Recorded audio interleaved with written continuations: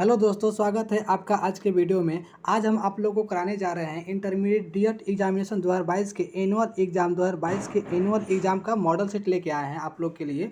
आप लोग वीडियो के सेशन के लास्ट के अंत तक बने रहिए। हम यहाँ हिस्ट्री का मॉडल सेट आप लोगों को कराने जा रहे हैं, जो कि एग्जामिनेशन 2022 के व्यू से बहुत ही इंपॉर्टेंट है।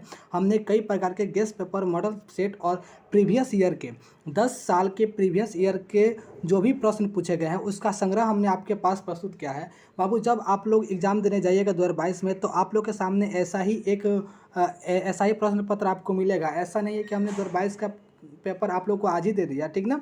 ये ऐसा ही आप लोग को प्रश्न पत्र मिलेगा। जैसे कि यहाँ फुल मार्क्स 100 दिया है, तो ऐसा भी वहाँ रहेगा, ठीक ना। 138 टोटल क्वेश्चन पूछे जाएंगे बाबू, जिसमें से 100 आपका ऑब्जेक्टिव रहेगा, ठीक ना। 30 आपके शॉर्ट क्वेश्चन रहेंगे और 8 आपके लॉन्ग क्वेश्चन रहेंगे, ठीक ना। तो आज हम आप लोग को ऑब्जेक्टिव कराने जा रहे हैं, तो वीडियो के सेशन के अंत तक बने रहिए। और जिन बच्चों को क्वेश्चन का आंसर पता है वो कमेंट बॉक्स में ज़रूर उतरते, ठीक ना।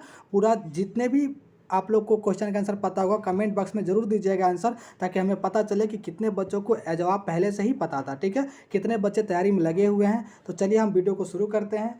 और देखिए, यहाँ कुछ दिया हुआ है कि परीक्षार्थियों द्वारा निर्देश, मतलब कि यहाँ यहाँ आप लोग को अपने शब्दों में ही उत्तर देना है, जो सब्जेक्टिव का उत्तर देना है, ठीक है। ऑब्जेक्टिव भी अपने ही मन से देना है, तो पहले से तैयारी रहेगा तो भी दीजिएगा, ठीक ना। तो मेरा मेन फोकस है आप लोग की तैयारी करवाना, ठीक है। आइए आते हैं यहाँ लिखा हुआ है कि सभी बच्चे इस 100 प्रश्नों के उत्तर में से, ठीक ना, 100 प्रश्न के किन्हीं 50 प्रश्नों के ही उत्तर देना है। 100 ऑब्जेक्टिव पूछे जाएंगे, जिसमें से आपको मात्र 50 का ही उत्तर देना है। बहुत बढ़िया अपॉर्चुनिटी है बाबू बिहार बोर्ड की तरफ से, ठीक है। तो चलिए हम क्वेश्चन आप लोग को शुरू करते हैं। यहाँ पे पहला क्वेश्चन की तरफ से हम जाते हैं। आप लोग का सर्वप्रथम जो पहला क्वेश्चन है वो क्वेश्चन है कि हड़प्पा सभ्यता की मुहरें किस चीज़ की बनी है। क्वेश्चन है कि हड़प्पा सभ्यता की मुहरें किस चीज़ की बनी है। जिन बच्चों को क्वेश्चन पता है, जिन बच्चों को अब इस क्वेश्चन का आंसर पता है, वो कमेंट बॉक्स में उत्तर जरूर दे, ताकि हमें पता चले कि कितने बच्चों को उत्तर पता है, ठीक है। अब इसका सटीक आंसर हो जाएगा सेलखंडी, ठीक ना। Option D will be answer, ठीक ना। इसका आंसर हो जाएगा सेलखंडी, ठीक है। अगला क्वेश्चन हम ध्यान देते हैं, जो कि बहुत ही इंपॉर्टेंट क्वेश्चन है एग्जाम के व्यू से, ठीक है। आप लोग कमेंट बॉक्स में ज़रूर इसका आंसर दीजिए, ठीक ना। 2 नंबर क्वेश्चन है कि बनावली किस राज्य में स्थित है, ठीक है। तो पहले जान लीजिए बाबू कि ये बनावली है क्या। ये बनावली हड़प्पा सभ्यता का एक नगर था, ठीक ना। हड़प्पा सभ्यता का एक नगर था। तो ये किस राज्य में मिला, तो यह भारत के हरियाणा राज्य में मिला, मतलब कि option A will be answer, ठीक ना। ये कहाँ मिला, भारत के हरियाणा राज्य में, ठीक ना। तो ऑप्शन ए विल बी इसका आंसर हो जाएगा, ठीक है। अब हम अगला क्वेश्चन देखते हैं कि लोथल किस नदी के किनारे स्थित है, ठीक ना।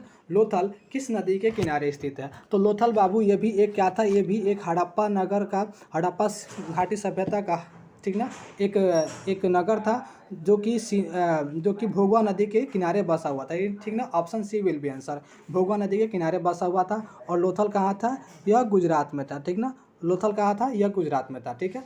अब हम अगला क्वेश्चन पे ध्यान देंगे। चौथा नंबर क्वेश्चन बहुत ही इंपॉर्टेंट क्वेश्चन है बाबू, ठीक ना, बहुत इंपॉर्टेंट। आप लोग बस यहाँ बने रहिए, वीडियो के अंत तक बने रहिए। जिन बच्चों को आंसर पता है कमेंट सेक्शन में आप लोग अपना जवाब देते रहें, ठीक ना। सब लोग बच्चे लाइव जुड़ जाए, ठीक ना, सारे बच्चे लाइव जुड़ जाए। अगला क्वेश्चन है कि सिंधु घाटी के निवासियों को किस धातु का ज्ञात नहीं था, ठीक ना। सिंधु घाटी के निवासियों को किस धातु का ज्ञात नहीं था। तो यहाँ 4 धातु के नाम दिए गए हैं, तो इसमें से लोहा का उन लोगों को ज्ञात नहीं था, ठीक ना। ऑप्शन सी, लोहा का ज्ञात नहीं था उन लोगों को, मतलब कि उन लोगों को लोहा के बारे में कोई जानकारी नहीं थी, ठीक है। अगला क्वेश्चन है कि हड़प्पा सभ्यता किस युग की सभ्यता है, ठीक है। पांचवा प्रश्न है बाबू कि हड़प्पा सभ्यता किस युग की सभ्यता है। तो ये बाबू हम बता दें आप लोगों को, यह कांस्य युग की सभ्यता है, ठीक है। किस युग की सभ्यता है, कांस्य युग की सभ्यता है। ये क्वेश्चन कई बार पूछा है, ठीक ना। ये 16 में पूछा है, 18 में पूछा है और 20 में पूछा है। तो बाबू जब ये सम संख्या, मतलब कि 16, 18, 20 में पूछा है, तो 22 में जरूर पूछेगा कि हड़प्पा सभ्यता किस युग की सभ्यता है। तो यह कांस्य युग की सभ्यता है, ठीक है। अगला क्वेश्चन हम देखते हैं कि हड़प्पा संस्कृति आधारित थी। हड़प्पा संस्कृति मतलब कि हड़प्पा किस कल्चर पे आधारित थी, किस कल्चर पे आधारित थी, वहाँ की पेशा क्या था, ठीक ना। तो वो कृषि पर आधारित थी, ठीक ना। Option B will be answer. आप लोग को यहाँ पे कृषि भरना है कि हड़प्पा की संस्कृति किस पे आधारित थी, तो आप लोग को यहाँ पे कृषि भरना है, ठीक ना। कृषि पर आधारित थी, ठीक है। अगला क्वेश्चन है, अगला प्रश्न है कि हड़प्पा सभ्यता के लोग किसकी उपासना करते थे, ठीक ना। हड़प्पा सभ्यता के लोग किसकी उपासना करते थे। तो यहाँ उपासना का मतलब होता है कि किस देवता की पूजा करते थे, ठीक ना। तो यहाँ पे होगा कि मातृ देवी की लोग पूजा करते थे। यहाँ पे क्या होगा कि option C will be answer, ये लोग मातृ देवी की पूजा करते थे। आप लोगों को पता होगा कि हड़प्पा नगर से एक ऐसी मूर्ति मिली है जिसके गर्भ से पौधा निकला हुआ है, ठीक ना, जिसके गर्भ से पौधा निकला हुआ है। तो ये लोग कहाँ किसकी पूजा करते थे? मातृ देवी की पूजा करते थे। अगला प्रश्न पे हम ध्यान देते हैं बाबू कि हड़प्पा सभ्यता का स्वरूप क्या है, ठीक है। हड़प्पा सभ्यता का स्वरूप क्या है? स्वरूप का मतलब कि वो किस प्रकार का सभ्यता था, ठीक ना। वो ग्रामीण सभ्यता था कि शहरी सभ्यता था कि भोजन संग्राहक सभ्यता था कि कबीलाई सभ्यता था? तो बता दे बाबू कि यह शहरी सभ्यता, ठीक ना। शहरी के जगह आपको ऑप्शन में नगरीय भी लिख सकता है, ठीक ना, तो दोनों होगा, ठीक ना। यह शहरी सभ्यता था, option B will be answer, ठीक ना। इसका आंसर क्या होगा? बी होगा। आप लोग को बेहिचक रहना है बाबू, आप हमारे यूट्यूब चैनल पर बने रहिए। यहाँ पे सब चीज़ की तैयारी कराया जाएगा, हिस्ट्री, ज्योग्राफी, पॉलिटी, इकोनॉमिक्स, सब चीज़ का ऑब्जेक्टिव से लेकर सब्जेक्ट तक तैयारी होगा। आप लोग कमेंट बॉक्स में आप लोग अपना आंसर देते रहिए, जवाब देते रहिए। लाइव सेशन में दोस्तों के साथ जुड़े रहिए, और जो लोग सब्सक्राइब नहीं किए चैनल को सब्सक्राइब कीजिए, ठीक ना। बहुत मजा आने वाला है, आगे बहुत इंटरेस्टिंग क्वेश्चन प्रश्न है, ठीक ना, जो कि बहुत एग्जाम के व्यू से बहुत ही इम्पोर्टेंट है, ठीक है। अगला हम क्वेश्चन देखते हैं, अगला प्रश्न देते हैं कि हड़प्पा सभ्यता का सबसे बड़ा नगर कौन है, ठीक है। हड़प्पा सभ्यता का सबसे बड़ा नगर कौन है? तो यहाँ पे बाबू बहुत ही मतलब उलझा देने वाला क्वेश्चन है, ठीक है ना। हड़प्पा सभ्यता का सबसे बड़ा नगर, इसका आंसर होगा बी, ठीक ना, मोहनजोदड़ो। क्या होगा? मोहनजोदड़ो सबसे बड़ा नगर था यहाँ का, ठीक है। चलिए बहुत अच्छा, ठीक है। अगला क्वेश्चन देखते हैं कि 10 नंबर प्रश्न है कि हड़प्पा सभ्यता की सर्वप्रथम खोज किसने की? इस क्वेश्चन को तो बाबू आप लोग को पी कर रख देना है, ठीक ना, घोर के पी लेना है, क्योंकि ये क्वेश्चन हर साल पूछता है, लिखित है कि यह हर साल पूछा है, ठीक ना, कि हड़प्पा सभ्यता की सर्वप्रथम खोज किसने की थी? तो इसका खोज बी मतलब कि दयाराम साहनी ने किया था, ठीक है ना। कौन किया था? दयाराम साहनी ने। और दयाराम साहनी ने कब किया था? तो 1921 ईस्वी में। तो यहाँ बाबू आप लोग को दो आंसर तैयार हो गया कि हड़प्पा सभ्यता की सर्वप्रथम खोज किसने की थी? तो दयाराम साहनी ने की थी। और कब की थी? तो 1921 ईस्वी में की थी, ठीक है। अब हम अगला क्वेश्चन देखते हैं, अगला प्रश्न 11 पे ध्यान देते हैं कि हड़प्पा किस नदी के किनारे स्थित है, ठीक है। हड़प्पा किस नदी के किनारे स्थित है? बहुत ही अच्छा क्वेश्चन है बाबू, यहाँ बच्चे कंफ्यूज हो जाते हैं। हड़प्पा किस नदी के किनारे स्थित है? तो हड़प्पा रावी नदी के किनारे है, ठीक ना। बाबू आप लोग जानिएगा कि हड़प्पा का दूसरा नाम है सिंधु घाटी सभ्यता, ठीक ना। हड़प्पा सभ्यता का दूसरा नाम है सिंधु घाटी सभ्यता। तो सिंधु घाटी सभ्यता के नाम से बच्चे सबको पता लगता है कि हड़प्पा सिंधु नदी के किनारे है, लेकिन हड़प्पा सिंधु नदी के किनारे नहीं है, हड़प्पा रावी नदी के किनारे है, ठीक है। अगला क्वेश्चन देखिएगा कि मौर्य वंश का संस्थापक कौन था? ये बहुत अच्छा क्वेश्चन है, ठीक ना। ये हर साल पूछता है, ठीक ना, गैप दे के पूछता है, ठीक ना। कभी 17 में पूछा तो 19 में पूछा तो फिर 23 में 22 में से ही पूछता है, ठीक ना। तो मौर्य वंश का संस्थापक कौन था, ठीक ना। मौर्य वंश का संस्थापक शासक कौन था? तो यहाँ पे देखेगा कि चंद्रगुप्त मौर्य था, तो इसने मौर्य वंश की स्थापना की, ठीक ना। कौन किया? सी चंद्रगुप्त मौर्य किया था, ठीक ना। और इसने कब किया था? 322 ईसा पूर्व में किया था, 322 बीसी में किया था मौर्य वंश की स्थापना। किसको हराकर? सिकंदर को हराकर, ठीक है। आगे हम देखते हैं 13 नंबर क्वेश्चन कि क्षेमेंद्र की रचना कौन सी है, ठीक ना। क्षेमेंद्र की रचना कौन सी है? तो बाबू क्षेमेंद्र की रचना है बृहत कथा मंजरी, ठीक ना, ऑप्शन सी है। ये क्वेश्चन आप लोग के सामने बाबू नया लग रहा होगा, क्योंकि ये बहुत नया क्वेश्चन है और इस वर्ष आने की इसका बहुत चांसेस है, ठीक ना। क्षेमेंद्र की रचना कौन सी है? बृहत कथा मंजरी। आप लोग को आंसर पता है? तुरंत आप लोग कमेंट बॉक्स में जवाब दीजिए, पूरा कमेंट में आप लोग अपना आंसर दीजिए, ताकि हमें पता चले कि कितने बच्चों को आंसर पता था और कितना बच्चों को नहीं है। जो लोग को नहीं है वो लोग दीजिए, गलत होगा हम हैं आपको सुधारने के लिए, ठीक ना, बताने के लिए हैं यहाँ पे। 14 नंबर क्वेश्चन है कि प्रश्न है कि इंडिका किसकी रचना है, ठीक ना। बाबू इंडिका एक पुस्तक की नाम है जो लिखा गया था, ठीक ना। तो ये लिखा गया था मेगास्थनीज के द्वारा, ठीक ना। अब ये मेगास्थनीज कौन था? तो ये मेगास्थनीज चंद्रगुप्त मौर्य के दरबार में राजदूत बन के आया था, ठीक ना। किसके दरबार में? चंद्रगुप्त मौर्य के दरबार में राजदूत बन के आया था। तो आप लोग को दो चीज़ यहाँ पता हो गया कि इंडिका किसकी रचना है? मेगास्थनीज की। और ये किसके दरबार में राजदूत बन के आया था? तो चंद्रगुप्त मौर्य के दरबार में राजदूत बन के आया था, ठीक है। अगला देखते हैं 15 नंबर क्वेश्चन है कि धम्म की शुरुआत किस शासक ने किया था? धम्म की शुरुआत, धम्म का मतलब होता है कि बाबू धर्म, ठीक ना। धर्म की शुरुआत किस शासक ने किया था? तो धर्म का शुरुआत आप लोग बताते कि अशोक ने किया था, बी, ठीक ना। इसका आंसर क्या होगा? बी, अशोक ने अपने संपूर्ण जीवन काल में बाबू मात्र एक ही लड़ाई लड़ा था, ठीक ना, कलिंग। राजा बनने के बाद से इसने एक ही लड़ाई लड़ा, वो भी कलिंग। इसमें जब 1.5 लाख से अधिक लोगों का जब नरसंहार हुआ तो उसका हृदय पिघल गया, और उसने उसके बाद से क्या हुआ कि लड़ाई उड़ाई छोड़ दिया और धर्म की तरफ अग्रसित हो गया, ठीक ना। और कौन सा धर्म लिया? तो इसने बौद्ध धर्म को अपनाया, ठीक ना। किसको? बौद्ध धर्म को अपनाया। तो दो चीज़ यहाँ से आप लोग को ज्ञान हो गया कि धर्म की शुरुआत किस शासक ने किया था? अशोक ने किया था। और अशोक ने किस धर्म का प्रचार और किस धर्म को मानने वाला था? तो यह बौद्ध धर्म को मानने वाला था, ठीक है। अगला क्वेश्चन देखते हैं 16 नंबर कि किस गुप्त शासक को लिच्छवी दोहित्र कहा जाता है, ठीक है ना। किस गुप्त शासक को लिच्छवी दोहित्र कहा जाता है? तो बाबू आप लोग को बता दें कि हम समुद्रगुप्त को लिच्छवी दोहित्र कहते हैं। लिच्छवी दोहित्र का मतलब होता है कि लिच्छवी चंद्रगुप्त के पत्नी का नाम था, ठीक ना, और लिच्छवी की ओर रहने वाली थी। तो समुद्रगुप्त चंद्रगुप्त का बेटा था, ठीक ना। समुद्रगुप्त किसका बेटा था? चंद्रगुप्त और लिच्छवी का। तो इसीलिए इसे लिच्छवी दोहित्र कहा जाता है, ठीक ना। अगला क्वेश्चन देखिएगा 17 नंबर कि गुप्त काल में हस्ती सेना के प्रधान को क्या कहते थे, ठीक ना। गुप्त काल में हस्ती सेना को प्रधान को क्या कहते थे? हस्ती सेना का मतलब कि हाथी के सेना के प्रधान को क्या कहते थे? तो इसका आंसर होगा महापीलुपति, ठीक ना। Option C will be answer. महापीलुपति कहा जाता था हाथी सेना के प्रधान को, ठीक है। अब 18 नंबर देखेंगे कि निम्न में से महिला संत थी। महिला संत कौन थी, ठीक ना। निम्न में से महिला संत थी, इसमें से कौन महिला थी जो संत थी? तो आप लोग बता दें कि इनमें से मीरा जो कि कृष्ण जी की भक्त थी, तो ये भी महिला संत थी। अंडाल विष्णु जी की भक्त थी, ठीक ना, तो ये भी महिला संत थी। और कराइकल शिव जी की भक्त थी, तो ये भी महिला संत थी। मतलब कि ये तीनों जो महिला का नाम दिया है ये लोग तीनों संत थी। मीरा कृष्ण की भक्त थी, अंडाल विष्णु की, कराइकल शिव की। तो इसका क्या आंसर हो जाएगा? डी। मतलब कि आंसर क्या हो जाएगा? Answer D will be answer. क्या होगा इसका आंसर? डी हो जाएगा, ठीक ना। अगला क्वेश्चन देखते हैं कि 19 नंबर क्वेश्चन है कि समुद्रगुप्त की तुलना किस यूरोपीय शासक से की जाती है, ठीक है। समुद्रगुप्त की तुलना किस यूरोपीय शासक से की जाती है? तो समुद्रगुप्त की तुलना नेपोलियन से की जाती है, ठीक ना। Option A will be answer, ठीक ना। क्या होगा? नेपोलियन से की जाती है। आपको बता दें बाबू कि समुद्रगुप्त के बारे में कहा जाता है कि इसका घोड़ा तीनों समुद्र का पानी पीता था, ठीक ना। 3 महासागर का पानी पीता था। तो आप लोग बता दें कि ऐसा अगर क्वेश्चन पूछ दे कि किस राजा का घोड़ा 3 समुद्र का पानी पीता था, तो है समुद्रगुप्त, ठीक ना। इसका इच्छा थी कि हम पूरे विश्व पे राज करें, पूरे विश्व को विजित बना ले, और इसने ऐसा ही किया था। पूरे भारत के दक्षिण भारत पे इसका विजय था, ठीक ना। इसीलिए इसे कहा गया कि समुद्रगुप्त को, इसलिए इसको कहा गया कि भारत का नेपोलियन, ठीक ना। अगला क्वेश्चन देखिएगा कि चंद्रगुप्त मौर्य की मृत्यु कहाँ हुई थी, ठीक ना। चंद्रगुप्त मौर्य की मृत्यु कहाँ हुई थी? आप लोग को बता दें बाबू कि चंद्रगुप्त मौर्य जिसने मौर्य साम्राज्य की स्थापना की थी, हमने ऊपर आप लोग को बताया है, ठीक ना, कि मौर्य साम्राज्य की संस्थापक था ये। और इसकी मृत्यु कहाँ हुई थी? तो इसकी मृत्यु श्रवणबेलगोला में हुआ था। अब ये श्रवणबेलगोला कहाँ है? ये श्रवणबेलगोला कर्नाटक में है, ठीक ना, कर्नाटक में है। और इसने जैन धर्म से संबंधित था, ठीक ना, जैन धर्म से संबंधित था चंद्रगुप्त मौर्य।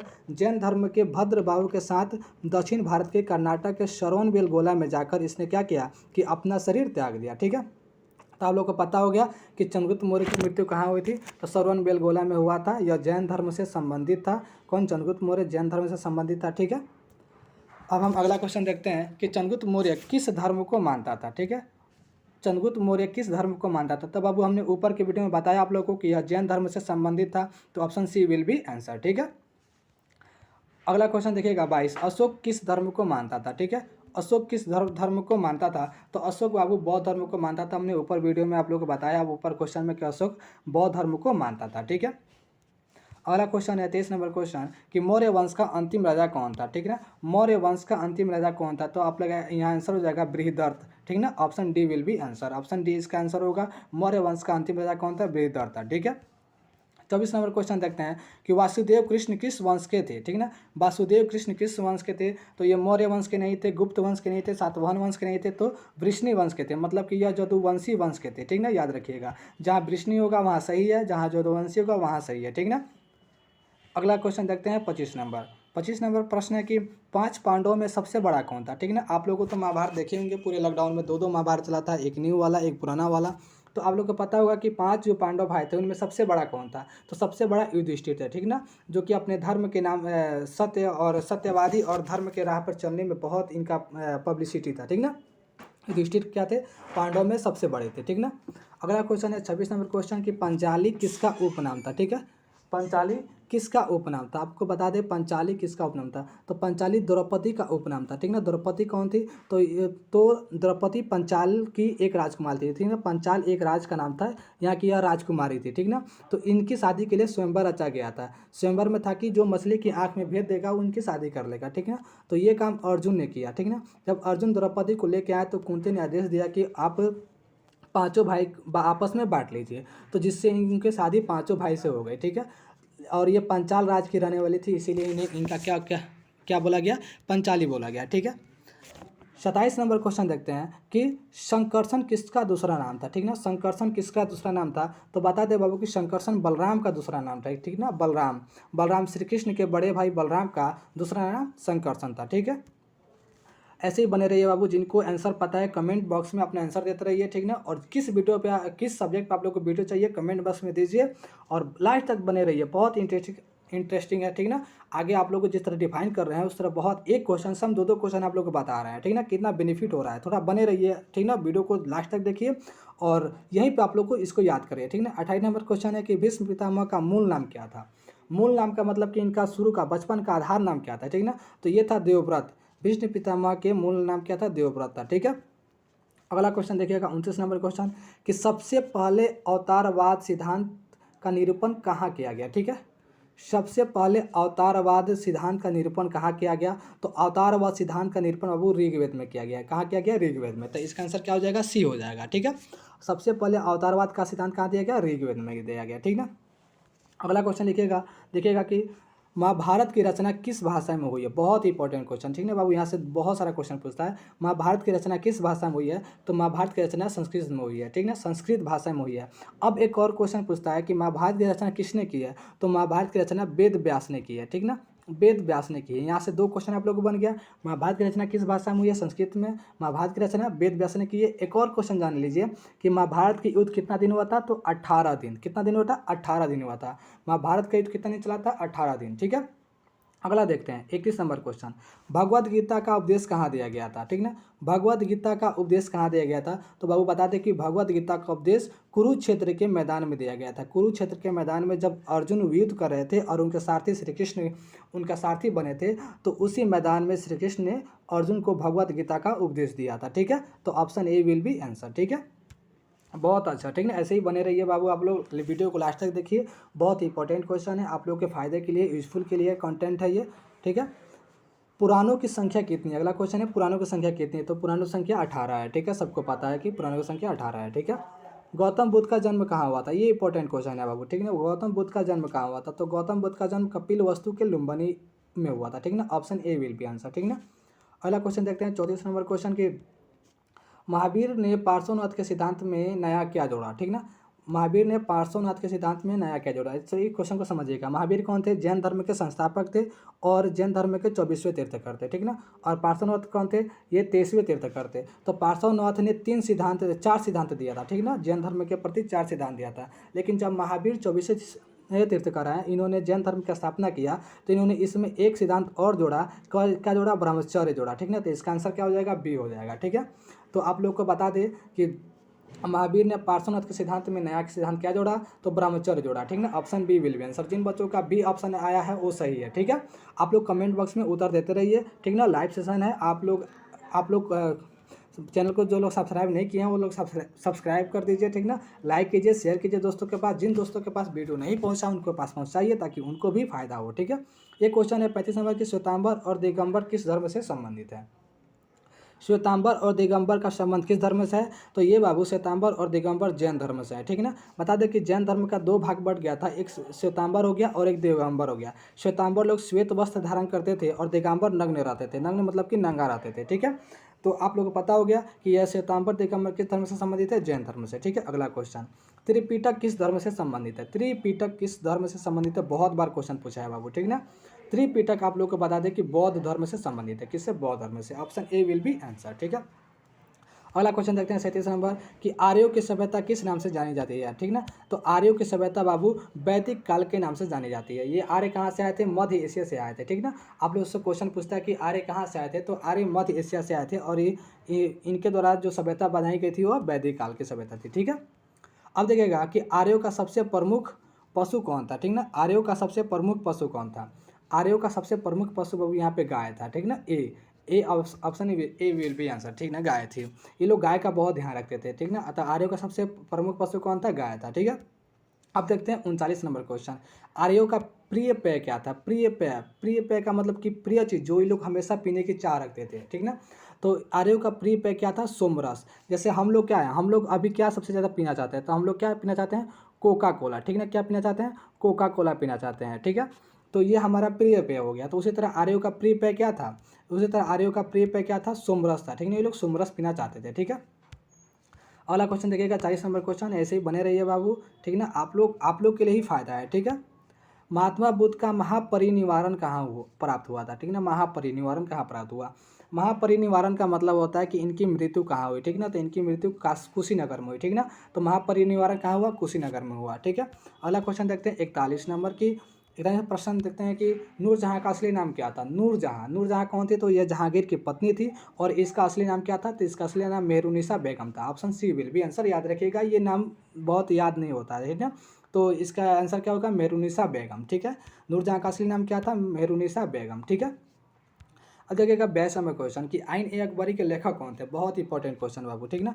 आपको बता दें कि अकबर तो अनपढ़ था, अकबर पढ़ा लिखा नहीं था, ठीक ना। अकबर क्या था, पढ़ा लिखा नहीं था, ठीक है। तो यहाँ पे आइन ए अकबरी के लेखक कौन थे, तो आइन ए अकबरी अकबर के 9 रत्नों में से एक रत्न थे अबुल फजल, ठीक ना। तो अबुल फजल के द्वारा ये लिखा गया था आइन ए अकबरी। तो इसका आंसर क्या हो जाएगा, अबुल फजल, ठीक है। अगला क्वेश्चन देखते हैं कि तंबाकू के सेवन पर किस शासक ने प्रतिबंध लगाया था, ठीक है। तंबाकू के सेवन पर किस शासक ने प्रतिबंध लगाया था, तो तंबाकू के सेवन पर जहांगीर ने प्रतिबंध लगाया था, ठीक ना। कौन किसने लगाया था, जहांगीर ने प्रतिबंध लगाया था, लेकिन यह प्रतिबंध रुका नहीं, ठीक है। आगे देखिएगा 44 नंबर क्वेश्चन कि आइन ए अकबरी कितने भागों में विभक्त था, ठीक ना। तो आइन ए अकबरी 3 भागों में विभक्त था, ठीक ना। कितने भागों में, 3 भागों में, खंड 1, खंड 2 और खंड तृतीय, ठीक ना। और खंड तृतीय को हमने क्या बोला, आइन ए अकबरी बोला, ठीक ना। और आइन ए अकबरी कौन लिखा था, अबुल फजल लिखे थे, ठीक है। तो ये 3 भागों में विभक्त था, ठीक है। अगला क्वेश्चन देखिएगा कि आइन ए अकबरी में अकबर के कितने सूबों का वर्णन है, ठीक ना। आइन ए अकबरी में अकबर काल में कितने सूबों का वर्णन है, तो लोग बता दें कि 12 सूबों का वर्णन है, ठीक है। Option B will be answer, 12 सूबों का वर्णन है, ठीक ना। अब देखिएगा अगला क्वेश्चन है 26 नंबर कि भारत आने से पहले बाबर कहाँ का शासक था। बहुत इंपॉर्टेंट क्वेश्चन है, ठीक ना। भारत आने से पहले बाबर कहाँ का शासक था। बाबर जो कि 1526 ईस्वी में भारत आया था पानीपत के प्रथम युद्ध के बाद से, तो यह उसके पहले फरगना का शासक था, ठीक ना। कहाँ का था, फरगना का शासक था, ठीक है। अगला क्वेश्चन देखिएगा कि अकबर ने टोडरमल को दीवाने अशरफ कब नियुक्त किया, ठीक ना। अकबर ने टोडरमल को दीवाने अशरफ कब नियुक्त किया गया, तो यह 1583 ईस्वी में उसने नियुक्त किया था, ठीक ना। अकबर ने टोडरमल को दीवाने अशरफ कब नियुक्त किया था, 1583 ईस्वी में, ठीक है। अगला क्वेश्चन देखते हैं बाबू 28 नंबर क्वेश्चन कि औरंगजेब ने अपने जीवन का अंतिम भाग कहाँ बिताया था। औरंगजेब ने अपने जीवन का अंतिम भाग कहाँ बिताया था, तो आपका का आंसर हो जाएगा दक्षिण भारत में, ठीक है ना। Option D will be answer, या दक्षिण भारत में बिताया था, ठीक है। अब 49 नंबर क्वेश्चन देखते हैं कि भारत का प्रथम मुगल शासक कौन था, ठीक ना। भारत में आने वाला जो प्रथम मुगल शासक था कौन था, तो आप लोग को पता है कि बाबर था, ठीक ना। बाबर 1526 ईस्वी में प्रथम पानीपत का युद्ध लड़ा और वहीं से मुगल शासक आपके देश में शुरू हुआ, ठीक ना। तो प्रथम शासक कौन हुआ, बाबर हुआ, ठीक है। अब क्वेश्चन है 50 नंबर कि प्रश्न है कि अकबर ने दीन इलाही कब शुरू किया, ठीक ना। अकबर ने दीन ए इलाही कब शुरू किया, तो ये दीन ए इलाही क्या है बाबू, तो दीन ए इलाही एक धर्म है, ठीक ना, धर्म है। अकबर ने क्या किया कि सारे धर्म के जो भी ग्रंथ है, ठीक ना, हिंदू धर्म का ग्रंथ, मुसलमान धर्म का ग्रंथ, इस्लाम धर्म का ग्रंथ, सिख का, ईसाई का, सभी पढ़ा और उससे संतुष्ट नहीं हुआ, तो उसने एक अपना नया धर्म चलाया, दीन ए इलाही धर्म चलाया, ठीक ना। और बोला कि इससे सारे लोग इसको अपनाएं और सारे लोग खुशी से रहें, ठीक ना। तो यह 1582 में इसको शुरू किया गया था, 1582 ईस्वी में इसको शुरू किया गया था, ठीक है। अब 51 नंबर क्वेश्चन है और लास्ट क्वेश्चन है बाबू कि ताजमहल का निर्माण किसने करवाया था, तो ताजमहल का निर्माण किसने करवाया था, तो शाहजहां ने करवाया था, ठीक ना। किसने करवाया था, शाहजहां ने करवाया था। यह अपनी पत्नी मुमताज महल के याद में करवाया था, ठीक ना, जिसकी मृत्यु 1632 ईस्वी में हुई थी, ठीक है। तो उनकी याद में इन्होंने ताजमहल बनवाया था। तो वीडियो यहाँ पे सेशन कंप्लीट होता है बाबू। 50 क्वेश्चन का आज हमने आप लोग को सेट करवाया। 50 इसका ये है पार्ट 1, ठीक है बाबू। ये क्या है, ये है पार्ट 1, ठीक है। इसका पार्ट 2 आप लोग के सामने बहुत जल्दी ही प्रस्तुत होगा, ठीक है। इसका पार्ट 2 आप लोग के पास बहुत ही जल्दी हम प्रस्तुत करेंगे, ठीक ना। ये पार्ट 1 है, ठीक है, पार्ट 1, ठीक है। इसके बाद हम आप लोग को पार्ट 2 जरूर देंगे, ठीक है। आप लोग वीडियो के अंत तक बने रहिए और बताइए कि वीडियो आज का कैसा लगा। आई होप आप लोग को बहुत अच्छा लगा होगा, ठीक ना। वीडियो के सेशन में आप लोग कमेंट करके जवाब दीजिए, लाइक कीजिए, शेयर कीजिए और दोस्तों के पास शेयर कीजिए ताकि उनके पास ये 50 का 50 क्वेश्चन पहुँचे। फिर हम पार्ट 2 लेके आएंगे, ठीक ना। आप लोग के बोलने के बाद कि कितना अच्छा वीडियो लगा, पार्ट 2 लेके आएंगे बहुत जल्द, ठीक है। और आप लोग को जिस सब्जेक्ट पे वीडियो चाहिए, history, geography, polity, economics, Hindi, English, बोलिएगा, ठीक ना। कमेंट सेक्शन में जवाब दीजिए, हम सब लेके आएंगे। 5 माह समय है बाबू, ठीक है ना, मात्र 5 माह समय है आप लोग के पास, ठीक है। ठीक है, थैंक यू सो मच।